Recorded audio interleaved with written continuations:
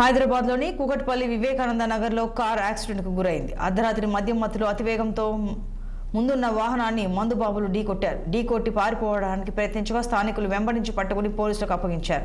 ముందున్న కారులో ప్రయాణిస్తున్న 6 ఏళ్ల పాపకు స్వల్ప గాయాలయ్యాయి. ఎలాంటి ప్రాణాపాయం లేకపోవడంతో అంతా ఊపిరి పీల్చుకున్నారు.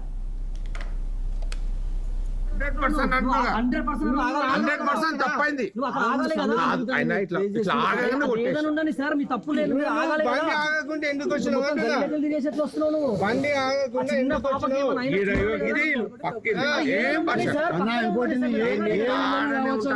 మీరు చూడాలి ఆ పాపకి ఏమైంది, మీకు సంబంధం లేదు. వదిలేసి వచ్చినావు. ఇంకా చాలా రెస్పెక్ట్ ఇచ్చి మాట్లాడుతున్నారు. 100% తప్పైంది.